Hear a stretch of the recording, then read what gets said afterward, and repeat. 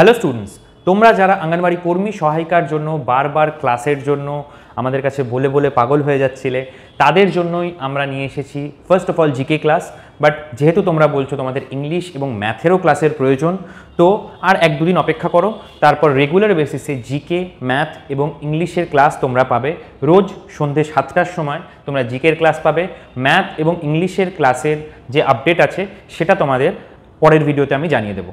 তো GK class তোমরা regularly করছো, অলরেডি দেখেছো আমরা দুটো জিকে ক্লাস করে ফেলেছি 2024-এর। এটা হলো থার্ড জিকে ক্লাস অঙ্গনওয়াড়ি কর্মী এবং সহায়িকার জন্য। ওকে, তো টাইম ওয়েস্ট না করে আমরা আজকের ক্লাসটা স্টার্ট করে দিই। ফার্স্ট কোয়েশ্চেন আজকে, গমনে অক্ষম নিচের কোনটি, অর্থাৎ নিচের কোন প্রাণীটি গমনে অক্ষম। আরও একবার তোমাদেরকে ইনস্ট্রাকশন দিয়ে রাখি যারা আগের ভিডিওগুলো দেখোনি, এই যে কোয়েশ্চেনগুলো করছি প্রত্যেকটা নাম্বারিং ওয়াইজ, এবং এই যে অপশনগুলো আছে এগুলোকে ABCD হিসেবে কনসিডার করবে করে তোমরা প্রত্যেকটা কোয়েশ্চেনের অ্যান্সার করবে এই ভিডিওটা চলাকালীন। তারপরে আমি চেক করে দেখবো যে তোমরা ঠিক উত্তর করছো এবং ভুল উত্তর করছো কিনা। অ্যান্ড যারা অ্যান্সার করছো তারা লাস্টে মিলিয়ে দেখবে যে টোটাল সংখ্যক কোয়েশ্চেনের মধ্যে থেকে সাপোজ 12টা কি 14টা কোয়েশ্চেন থাকলো, সেখান থেকে তুমি কত স্কোর করতে পারছো, তাহলে বুঝতে পারবে যে তোমার প্রিপারেশনটা ঠিকঠাক হচ্ছে কিনা। তো আজকের ফার্স্ট কোয়েশ্চেন, গমনে অক্ষম নিচের কোন প্রাণীটি, হাইড্রা, স্পঞ্জ, প্যারামিসিয়াম নাকি এর মধ্যে কোনোটিই নয়। এর মধ্যে থেকে কোন প্রাণীটা গমনে অক্ষম? ওকে, এটার অ্যান্সার যারা বলছো স্পঞ্জ তারা একদম কারেক্ট। নাও প্রশ্ন হচ্ছে গমন কি জিনিস। দুটো জিনিস আমরা ছোটবেলা থেকেই পড়ে আসছি, অনেকে ভুলে যেতে পারি, তাই আমরা আরেকটু ডিটেলসে দেখে নিই। যে প্রক্রিয়ায় জীব এক জায়গায় দাঁড়িয়ে নিজের অঙ্গ প্রত্যঙ্গ সঞ্চালন করে কিন্তু এক জায়গা থেকে আরেক জায়গায় যায় না, সেটাকে আমরা বলি চলন। যখন এক জায়গা থেকে আরেক জায়গায় নিজের ইচ্ছায় স্থান পরিবর্তন করে তখন তাকে বলা হয় কি, গমন। ভাগ হয়ে গেছে, এটাকে বলা হয় গমন এবং চলন। এটাই হচ্ছে চলন এবং গমনের মধ্যে ডিফারেন্স। তার মানে স্পঞ্জ গমন করতে পারে না, মানে এক জায়গা থেকে আরেক জায়গায় নিজে থেকে মুভ করতে পারে না। নেক্সট, রোভার্স কাপ এটা কোন খেলার সাথে যুক্ত? রোভার্স কাপ এটা কোন খেলার সাথে যুক্ত? হকি, ক্রিকেট, পোলো নাকি ফুটবল? আমরা যখনই কোয়েশ্চেনগুলোকে পড়বো তার সাথে সাথে রিলেটেড যত ইনফরমেশন আছে সেগুলোও জেনে নেব, যাতে একটা কোয়েশ্চেন একবার পড়ে গেলে তারপরে অন্য কোনো জিনিস যদি সেটা থেকে আসে সেগুলো যেন আমরা অ্যান্সার করতে পারি। তো রোভার্স কাপ কোন খেলার সাথে যুক্ত? যারা বলছো ফুটবল তারা একদম কারেক্ট। এবার রোভার্স কাপ জিনিসটা কি, কোথা থেকে আসলো একটু ডিটেলসে জেনে নিই। রোভার্স কাপ ছিল ভারতে অনুষ্ঠিত একটি বার্ষিক ফুটবল টুর্নামেন্ট, অর্থাৎ প্রত্যেক বছর অনুষ্ঠিত হতো। কোন সময় চালু হয়েছে দেখো, ব্রিটিশ ফুটবল প্রেমীরা 1891 সালে বোম্বেতে শুরু করেছিলেন এই রোভার্স কাপ। রোভার্স কাপ কোথায় শুরু হয়েছিল, কত সালে শুরু হয়েছিল এবং কারা শুরু করেছিল সবটাই আমরা জেনে গেলাম। এবং এটি ছিল ভারতের দ্বিতীয় প্রাচীনতম টুর্নামেন্ট। তোমরা অবশ্যই করে কমেন্ট সেকশনে জানাবে যে ভারতবর্ষের প্রাচীনতম টুর্নামেন্ট কোনটি ছিল, ভারতবর্ষের প্রাচীনতম টুর্নামেন্ট কোনটি ছিল। এগুলো দরকার পড়লে গুগল সার্চ করে তাহলেও কমেন্ট করবে। তার কারণ হচ্ছে এই যদি আমরা গুগল সার্চ করি সেটা যদি একবার দুবার নিজের চোখে পড়ে তখন কিন্তু জিনিসগুলো আত্মস্থ হওয়া সুবিধার হয়। এই টেকনিকে যদি আমরা পড়ি তাহলে আমাদের মনে রাখার প্রবণতা বেড়ে যাবে, আদারওয়াইজ জাস্ট ভিডিও দেখলাম কোনো কাজ হবে না। নেক্সট, রেগুর মৃত্তিকা কোনটি? রেগুর মৃত্তিকা এর মধ্যে থেকে কোন মৃত্তিকাকে বলা হয়? ভাবর মৃত্তিকা, খাদার মৃত্তিকা, লাল মৃত্তিকা নাকি কৃষ্ণ মৃত্তিকা? এর মধ্যে থেকে কাকে বলা হয় রেগুর মৃত্তিকা? চারটে অপশনের মধ্যে থেকে যারা বলছো কৃষ্ণ মৃত্তিকা তারা একদম কারেক্ট। কৃষ্ণ মৃত্তিকা বা কালো মাটি, কালো মাটিকে বলা হয় কি, রেগুর মৃত্তিকা। ঠিক আছে, এই মৃত্তিকায় কিসের চাষ ভালো হয় জানো? এই মৃত্তিকায় চাষ ভালো হয় তুলার। ওকে, তুলার চাষ ভালো হয়। এবার আরো কোশ্চেন আসে, এই তার মানে এই কালো মাটি এবং যেখানে তুলার চাষ হয় সেখানে মোটামুটি আবহাওয়া কিরকম লাগে? মোটামুটি খুব গরম খুব ঠান্ডার মাঝামাঝি একটা আবহাওয়া লাগে। এবং ভারতবর্ষের এই যে দেখো, ভারতবর্ষের দক্ষিণ ভাগ, এখানে ধরো শ্রীলঙ্কা, এই হচ্ছে ভারতবর্ষের দক্ষিণ ভাগের ঠিক মাঝামাঝি অংশটায়, অর্থাৎ এদিকে হচ্ছে আমার পশ্চিমঘাট পর্বত, এদিকে হচ্ছে আমার পূর্বঘাট পর্বত, তার ঠিক মাঝখানের জায়গাটায় বৃষ্টিপাত অপেক্ষাকৃত কম হয়। তো কম বৃষ্টিপাত হয়, ঠিক আছে, অর্থাৎ কম বৃষ্টিতে তুলো চাষ আমরা করতে পারি সেটাও আমরা জানতে পারলাম। অর্থাৎ এই যে এলাকাটায় কম বৃষ্টিপাত হয় এবং এখানে তুলোর চাষ হয় এবং এখানে যে মৃত্তিকা পাওয়া যায় সেটাই মেনলি রেগুর মৃত্তিকা। এই রেগুর মৃত্তিকায় তুলোর চাষ খুব ভালো হয়ে থাকে। এবং এই রেগুর মৃত্তিকার আরও একটা বৈশিষ্ট্য হলো এই মাটিটা যখনই জল পায় তখন জল পেয়ে ফুলে ওঠে। ঠিক আছে, এবার জল তো বেশি পাচ্ছে না কারণ বৃষ্টিপাত কম হচ্ছে, যখন আবার জল শুকিয়ে যাচ্ছে তখন মাটিগুলো ক্র্যাক হয়ে যায়, যার জন্য সেই মাটিতে অক্সিজেনের পরিমাণ ধীরে ধীরে বাড়তে থাকে কারণ ওই ক্র্যাকগুলোর কারণে। ওকে, চলে যাই নেক্সট কোয়েশ্চেনে। কালিদাস কোন সম্রাটের সভাকবি ছিলেন? কালিদাস। এর মধ্যে থেকে কোন সম্রাটের সভাকবি ছিলেন? চন্দ্রগুপ্ত মৌর্য, অশোক, দ্বিতীয় চন্দ্রগুপ্ত নাকি হর্ষবর্ধন? প্রত্যেকে কিন্তু নাম্বারিং ওয়াইজ অ্যান্সার করবে, আদারওয়াইজ আমি পরে চেক করতে গেলে আর চেক করতে পারবো না।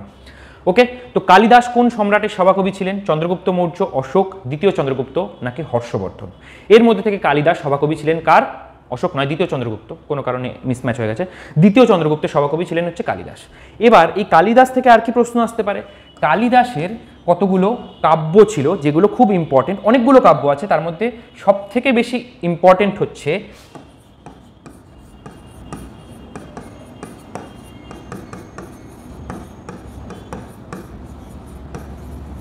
কি লিখলাম?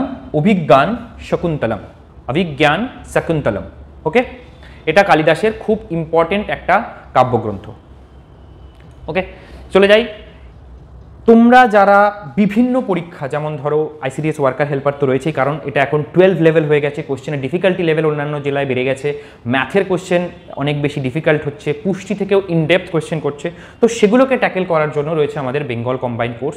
মাত্র 689 টাকায়, এমন নয় যে এক মাস, 689 টাকায় সম্পূর্ণ এক বছরের প্রিপারেশন করতে পারবে। লাইভ ক্লাসেস থাকবে রেগুলার বেসিস, মক টেস্ট থাকবে এবং রেকর্ডেড ক্লাস ভিডিও থাকবে এই বেঙ্গল কম্বাইন্ড কোর্সের মধ্যে। ওকে, এর থেকে যদি ডিটেলসে তোমাদেরকে জানতে হয় তাহলে কল করো 9088890010 এই নাম্বারে। ওকে, চলে যাই আমরা নেক্সট কোয়েশ্চেনে।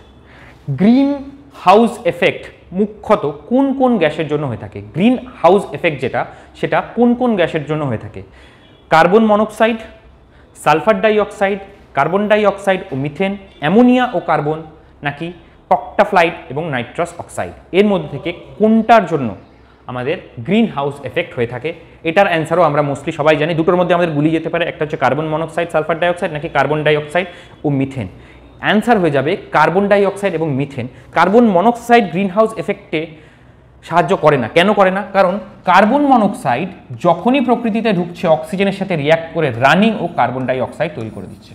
ওকে, তো কার্বন মনো অক্সাইড, মনো মানে হচ্ছে একটা কার্বন এবং মনো অক্সাইড অর্থাৎ একটা অক্সিজেন, তাই জন্য এটাকে বলা হচ্ছে কার্বন মনোক্সাইড। কার্বন ডাইঅক্সাইড মানে একটা কার্বন আর দুটো অক্সিজেন, তাই কার্বন ডাইঅক্সাইড। তো কার্বন মনোক্সাইড অক্সিজেনের সংস্পর্শে আসলে কুইকলি কার্বন ডাইঅক্সাইডে কনভার্ট হয়ে যাচ্ছে এবং এই কার্বন ডাইঅক্সাইড হচ্ছে গ্রিন হাউস গ্যাসের এফেক্ট করছে।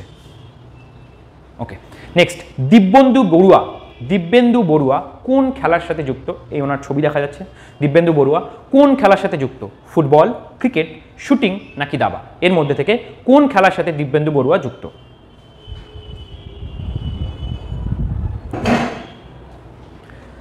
যারা বলছো দাবা তারা একদম কারেক্ট। দিব্যেন্দু বড়ুয়া দাবা খেলার সাথে যুক্ত। বিশ্বনাথন আনন্দের পর তিনি ছিলেন হচ্ছে ভারতের দ্বিতীয় গ্র্যান্ড মাস্টার। নেক্সট, বন্দিপুর জাতীয় উদ্যান নিচের কোন রাজ্যে অবস্থিত?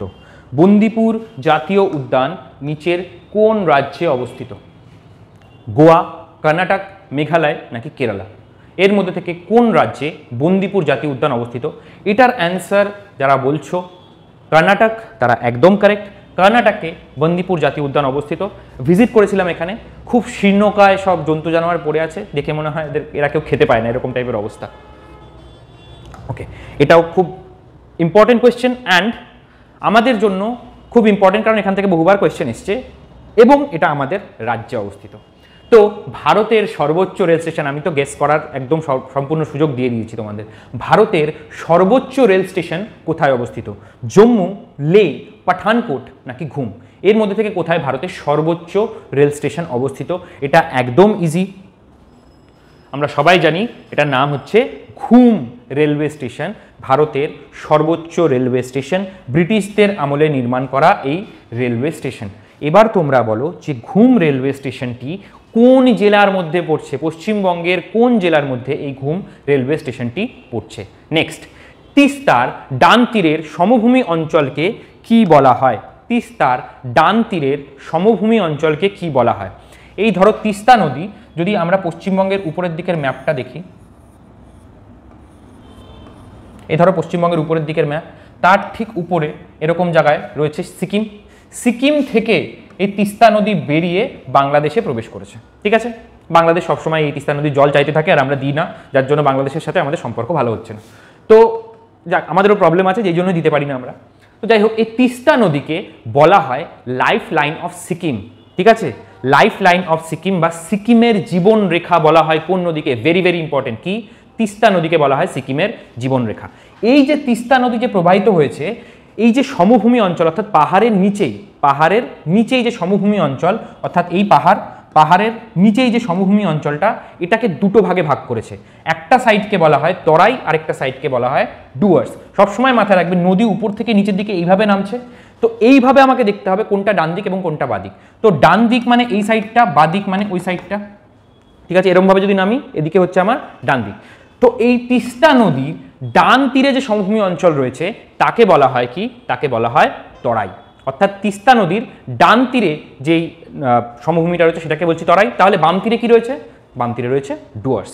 একদম ডাইরেক্টলি জিনিসগুলোকে ছবির মতন বোঝার চেষ্টা করবে, তাহলে জিনিসগুলো মনে থাকবে তোমাদের। নেক্সট, উড়ন্ত শিখ নামে কে পরিচিত? উড়ন্ত শিখ নামে কে পরিচিত? দেবর্ষি সিং, মিলখা সিং, হরভজন সিং নাকি কপিল সিং? এর মধ্যে থেকে কে উড়ন্ত শিখ নামে পরিচিত?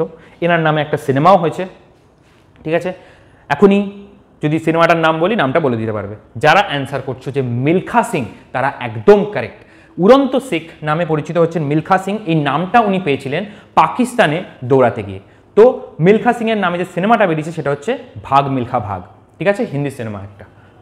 যারা আইসিডিএস এর বিভিন্ন জায়গা, একদম পার্টিকুলারলি শুধু আইসিডিএস এর প্রিপারেশন নিচ্ছ এবং চাইছো না যে ক্লাস করতে ডাইরেক্ট মানে 10 দিন 15 দিন বা 20 দিন কি 1 মাস বাকি, তারা এই নোটসগুলো পারচেস করতে পারো। তোমাদের কথা মাথায় রেখেই একদম কম টাকায় জিনিসটা রাখা হয়েছে। দেখো, 98 টাকায় সম্পূর্ণ নোটস পেয়ে যাবে। ম্যাথ, ইংলিশ, জনস্বাস্থ্য, সাধারণ জ্ঞান, পুষ্টি এবং নারী সামাজিক অবস্থান। আরও অনেকে কোয়েশ্চেন করছিলে যে হেল্পারদের ক্ষেত্রে সিলেবাস চেঞ্জ হয়েছে। হ্যাঁ, হেল্পারদের ক্ষেত্রে যে সিলেবাস চেঞ্জ হয়েছে, অর্থাৎ রন্ধন প্রণালী নামে একটা নতুন জিনিস অ্যাড করা হয়েছে কয়েকটা জেলায়, সেটার ক্ষেত্রে কিন্তু এই যে নোটসের মধ্যেই ওটা আপডেট হয়ে যাবে। ওটা এখনও আমাদের কাজ চলছে নোটসটা বানানোর, ওটা এর মধ্যেই আপডেট হয়ে যাবে। যারা যারা অলরেডি পারচেস করে নিয়েছো, ভেবো না যে অন্য কোনো জায়গা থেকে আলাদা করে পড়তে হবে, ঠিক আছে? যখনই যা সিলেবাসে চেঞ্জেস আসবে, এই 1 বছরের জন্য তোমরা যে নোটসটা পারচেস করছো, এর মধ্যেই তোমাদের আপডেট হতে থাকবে, কোনো কিছু চেঞ্জেসের ব্যাপার নেই, ঠিক আছে? তারপরে কেউ যদি রচনা নিতে চাও, রচনার ক্ষেত্রে আমাদের দুটো সেট 10টা করে রচনা আছে। এই 10টা করে রচনা তোমরা নিতে পারো। দেন যারা মক টেস্ট নিতে চাইছো, অর্থাৎ কীরকমভাবে পরীক্ষা হচ্ছে, পরীক্ষার প্যাটার্ন কীরকম থাকছে, সেই পুরো জিনিসটা আগে থেকে রেডি হয়ে যেতে চাইছো, তারা কিন্তু এই মক টেস্টটা পারচেস করতে পারো। দেখো, তোমাদের কথা মাথায় রেখে একদম কম টাকা রাখা হয়েছে। 40 টাকা হচ্ছে মক টেস্টের। 5টা তুমি মক টেস্ট পাবে, সম্পূর্ণ উত্তরপত্র পাবে, অঙ্কের সমাধান পাবে, যেটা অনেকের ডাউট থাকে যে শুধু কি অ্যান্সার বলে দেওয়া হবে না, অঙ্কের প্রপার সমাধান পাবে এবং পিডিএফটাও ডাউনলোড করে রাখতে পারবে, ঠিক আছে? এই হচ্ছে তোমাদের জন্য, পার্টিকুলারলি আঙ্গনবাড়ি কর্মী এবং সহায়িকাদের জন্য। ওকে, চলে যাই আমরা নেক্সট কোশ্চেন। আর যদি এর ব্যাপারে বিশদে কিছু জানতে হয় তাহলে কল করে নেবে। দেখো, নাম্বারটা আমি দিয়ে দিচ্ছি তোমাদেরকে, 9088890010। ওকে, এই নাম্বারে কল করে নেবে। Next, institute of advanced virology. Institute of advanced virology অর্থাৎ ভাইরাস নিয়ে যে গবেষণা করা হয়, সেটা এর মধ্যে থেকে কোন রাজ্যে করা হয়? গুজরাট, তেলেঙ্গানা, সিকিম নাকি কেরালা? গুজরাট, তেলেঙ্গানা, সিকিম নাকি কেরালা? এর মধ্যে যারা বলছো অপশন ডি অর্থাৎ কেরালা, তারা একদম সঠিক। অর্থাৎ ইনস্টিটিউট অফ ভাইরোলজি অবস্থিত কেরালায়। এবার তোমরা কমেন্ট সেকশনে অবশ্যই জানাবে সেন্ট্রাল রাইস রিসার্চ ইনস্টিটিউট কোথায় অবস্থিত?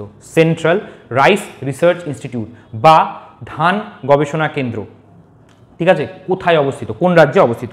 Very very important. যেগুলো বলছি সার্চ করে দেখবে, তাহলে যদি ওগুলো সার্চ করে দেখো, একবার দুবার সার্চ করো, ওটাই দেখে ওটাই কমেন্ট করো, বাট ওইটুকুনিতেই তোমার জিনিসটা মাথার মধ্যে গেঁথে যাবে। তাহলে হুট করে বারবার বিভিন্ন বইপত্র পড়তে হবে না। ওকে, ভারতে কোন উপজাতির সংখ্যা সব থেকে বেশি? ভারতে কোন উপজাতির সংখ্যা? উপজাতি বলতে কি বোঝানো হচ্ছে? উপজাতি বলতে এখানে বোঝানো হচ্ছে এসটি বা শিডিউল্ড ট্রাইব। আমরা এই শিডিউল্ড কথাটা বললেই ভাবি হয়তো কোনো নিম্ন জাতি বা নিম্ন প্রজাতির কথা বলা হচ্ছে, এরকম কিছু নয়। শিডিউল্ড মানে হচ্ছে ভারতবর্ষে একটা শিডিউল আছে বা তফসিল আছে, ঠিক আছে? তফসিল মানে কি? একটা লিস্ট। সেই লিস্টের মধ্যে যাদের কথা মেনশন করা হচ্ছে তাদেরকে বলা হচ্ছে তফসিল উপজাতি। অর্থাৎ এই লিস্টের মধ্যে নাম আছে বলে শুধুমাত্র বলা হচ্ছে এটাকে তফসিল বা শিডিউল্ড। ঠিক আছে, অর্থাৎ লিস্টেড যেসব জাতিরা রয়েছে তাদেরকে বলা হচ্ছে শিডিউল ট্রাইব। ভারতে এর মধ্যে থেকে কোন উপজাতির সংখ্যা সব থেকে বেশি? মুন্ডা, সাঁওতাল, ভিল নাকি কোল? এখানে অ্যান্সার হয়ে যাবে কি ভিল, সব থেকে বেশি রয়েছে ভিল। ওকে, ভারতের মধ্যপ্রদেশ, মহারাষ্ট্র থেকে শুরু করে ওই এলাকায় অর্থাৎ মধ্য ভারতের বিভিন্ন এলাকায় এই ভিল উপজাতিকে আমরা দেখতে পাই। চলে যাই নেক্সট কোয়েশ্চেনে। জাতীয় কংগ্রেসের প্রথম সভাপতি কে ছিলেন? জাতীয় কংগ্রেসের প্রথম সভাপতি কে ছিলেন? আনন্দমোহন বসু, বদরুদ্দিন তিয়াবজি, দাদাভাই নৌরোজি নাকি উমেশ চন্দ্র ব্যানার্জি? এই চারজনের মধ্যে থেকে জাতীয় কংগ্রেসের প্রথম সভাপতি ছিলেন কে? উমেশ চন্দ্র ব্যানার্জি। উমেশ চন্দ্র ব্যানার্জি। কোথায় হয়েছিল এই প্রথম অধিবেশন? বোম্বেতে গোকুল দাস তেজপাল সংস্কৃত কলেজের হলে জাতীয় কংগ্রেসের প্রথম অধিবেশন হয়েছিল। জাতীয় কংগ্রেসের জনক বা father of Indian national Congress, father of Indian national Congress কাকে বলা হয়? যারা বলবে গান্ধীজি তারা একদম পুরোপুরি ভুল। Father of Indian national Congress হলো অ্যালেন অক্টাভিয়ান হিউম। ওকে, বা শর্টে হিউমও মনে রাখতে পারো। অ্যালেন অক্টাভিয়ান হিউমকে বলা হয় father of Indian national Congress. আরও একটা কোয়েশ্চেন আসে, ভারতের জাতীয় কংগ্রেসের প্রথম মহিলা সভাপতিকে? প্রথম মহিলা সভাপতি যদি বলা হয়, একদম ডাইরেক্টলি বলছি, প্রথম মহিলা সভাপতি বলা হলে এটার অ্যান্সার হয়ে যাবে অ্যানি বেসান্ট। কিন্তু যদি বলা হয় প্রথম ভারতীয় মহিলা সভাপতি জাতীয় কংগ্রেসের কে, তখন অ্যান্সার হয়ে যাবে কি সরোজিনী নাইডু। এই জিনিসগুলো আমাদের মাথায় রাখতে হবে যখন আমরা একটা কোশ্চেন পড়বো। আশেপাশে যত ইনফরমেশন আছে সেগুলোও আমরা নিয়ে নেব। ওকে, নেক্সট আজকের লাস্ট কোয়েশ্চেন, বলো নরওয়ের মুদ্রার নাম কি? নরওয়ের মুদ্রার নাম কি? ডলার, ক্রোন, ইউরো নাকি ইয়েন? ডলার, ক্রোন, ইউরো নাকি ইয়েন? এর মধ্যে থেকে নরওয়ের মুদ্রার নাম হচ্ছে ক্রোন, নরওয়েজিয়ান ক্রোন বলা হয়। ঠিক আছে, এর মধ্যে থেকে আরও একটা আছে দেখো ইয়েন। এটা আমি লাস্ট ক্লাসে করেছি, অর্থাৎ জিকে ক্লাস 2তে আমরা করেছি। ইয়েন কোন দেশের মুদ্রার নাম? যদি জানো তো ভালো কথা, যদি আগের ক্লাসটা না করে থাকো তো আগের ক্লাসে ব্যাক করে যাও। ওই ক্লাসে গেলে তোমরা এটার উত্তর পেয়ে যাবে যে ইয়েন কোন দেশের মুদ্রার নাম। ওকে, আজকের ক্লাসটা তোমাদের জন্য এই পর্যন্তই ছিল। দেখতে থাকো প্রতিষ্ঠা এডুকেশন অ্যান্ড ট্রেনিং, সাবস্ক্রাইব করো, তোমাদের যা যা কোয়ারিজ আছে সেগুলোকে কমেন্ট করো এবং অ্যান্সারগুলো অবশ্যই কমেন্ট করবে। রেগুলার বেসিসে তোমাদের জন্য ক্লাসেস আসছে, তো অবশ্যই সাবস্ক্রাইব করে রাখো। দেখা হবে তোমাদের সাথে নেক্সট ভিডিওতে।